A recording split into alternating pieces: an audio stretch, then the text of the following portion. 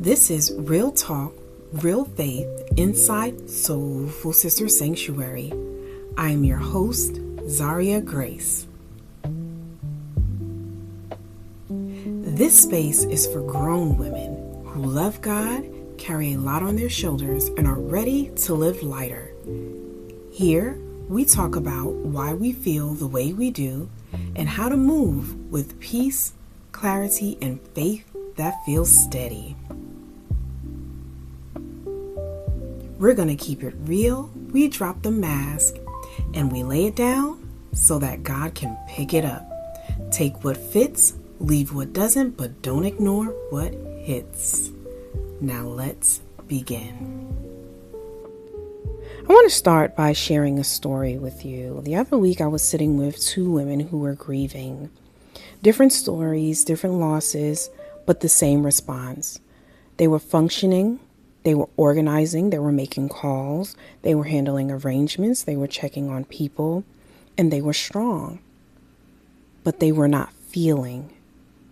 And if you looked at them from the outside, you'd probably think, wow, like she's really holding it up well. She has on her makeup, her hair is done, big smile, all of that. But underneath the strength, there was something else. One of the women said something to me. She said, I just feel so useless because I can't fix this for my family. I just can't stop their pain. And that's when I realized this is way bigger than just grief. Way bigger. This tapped into her identity. Because when you've built your entire life around being capable, being reliable, the one who handles it, the strong one, what happens when life hands you something that you cannot solve it? There is no strategy, there's no checklist, there's no boundary, there's no prayer formula, it's just reality. And in that moment, your strength doesn't work. Not because strength is wrong, but because it was designed for solving. And some things in life are not problems to solve, they are just experiences to endure. And that's where it gets uncomfortable.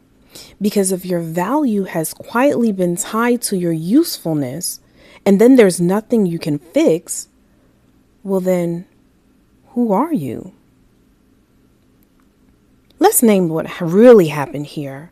A lot of strong women just don't act capable. They've built their identity around it.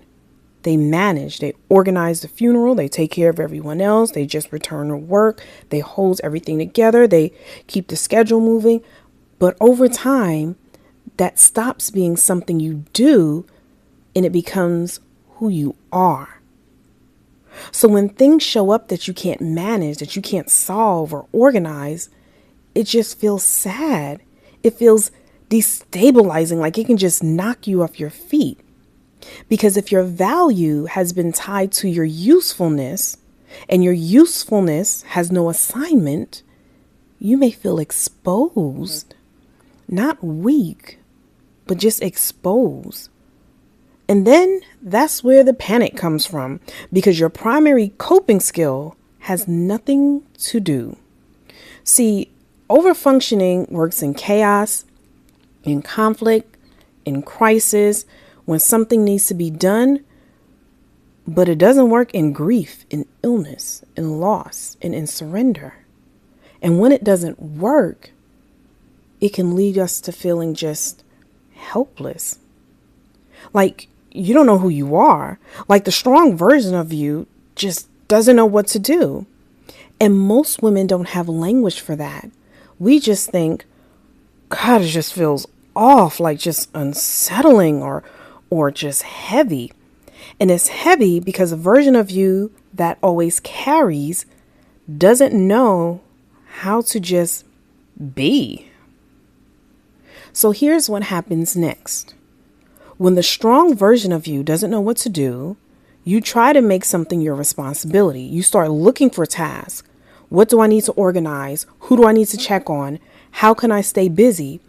Because busy feels familiar. Busy feels powerful. Stillness feels exposing. And when there's nothing to fix, your nervous system doesn't know where to put all that energy. So you either overcompensate or you just numb out. You stay strong, you keep functioning. Nope, I'm fine. Big old smile. But underneath it, there's quiet discomfort.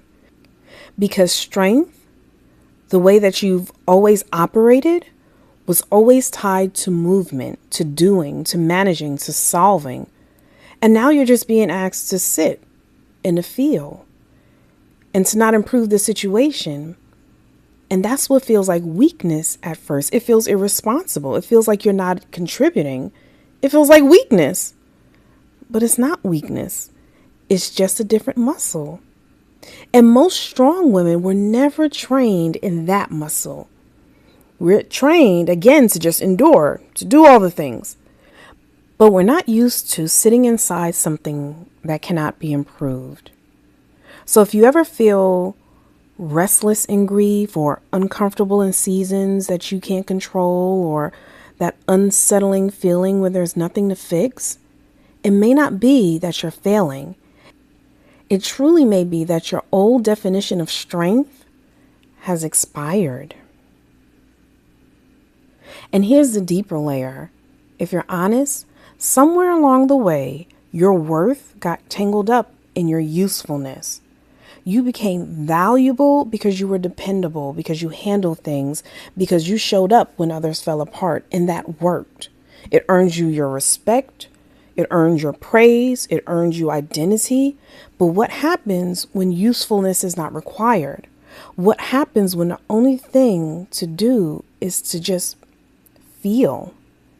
If you don't know how to exist without performing, you start to question your value. And that's why unfixable situations feel heavier than they should. It's not just the loss, it's the loss of role. The strong one who doesn't know who she is when she can't strengthen the situation. And instead of saying that out loud, you push through, you stay busy, you numb a little, and you tell yourself you'll deal with it later. But honey, you and I both know later never comes. Because as long as you're moving, you have to meet the version of yourself that just is. And here's what I want to say clearly. Your worth was never tied to your usefulness. It was never tied to your efficiency. It was never tied to how well you manage. You were valuable before you even fixed anything, but you've built your identity around being needed. Learning to be just feels like losing control. So maybe the real question isn't, why does this feel so hard? But maybe the real question is, what if my strength just needs to be redefined? Because a version of strength that most of us learned was actually just survival. To just handle it, push through, we figure it out, we don't fall apart, you suck it up, be the calm one, be the dependable one. And that kind of strength works in crisis, but it doesn't work in everything. There's another kind of strength. The kind that doesn't perform. The kind that doesn't rush to fix it. The kind that doesn't earn its place in a room by carrying everyone else. It's the kind that can sit in discomfort without trying to control it. The kind that can say, I don't know what to do, and still feel steady. The kind that can grieve without turning grief into a project to fix. The kind that can let something hurt without turning it into a failure. That kind of strength is quieter. It's less impressive, but it's more grounded. It doesn't need applause. It doesn't need to prove anything. It just stays. And maybe, just maybe, the season you're in right now isn't asking you to be stronger. It's asking you to be present. Not more capable, more honest. Not more useful, more human.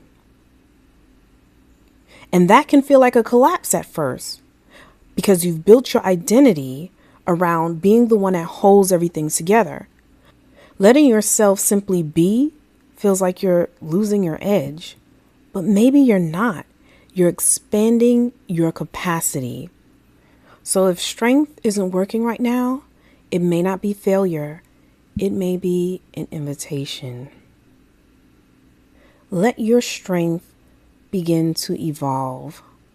Maybe the version of you that always fixed, always handled and carried, it did exactly what it needed to do in order to survive. But maybe you're not surviving anymore. You're growing. And growth requires a different kind of strength.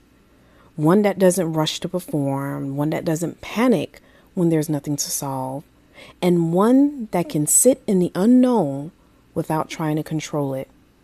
If strength isn't working now, don't panic. Just pay attention. Something in you is expanding, and expansion rarely feels comfortable at first. So this week, I don't want you to fix anything. I don't want you to improve anything. I just want you to notice. Where do you feel the urge to perform instead of just be? And what would it look like to stay present there without trying to earn your worth? You don't have to become someone new, but you may have to release the version of you that only felt valuable when she was useful.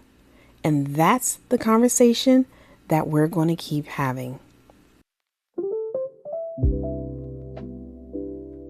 Now, before you go, unclench your jaw, drop them shoulders, and take one slow, delicious breath in and out. You have carried enough for today. God never asked you to be everything for everyone. You are allowed to rest. You are allowed to say no, and you are allowed to be cared for. Strong doesn't mean silent, and burnout is not holy. Lay it down, my sister. Lift it up, and I'll see you inside the sanctuary.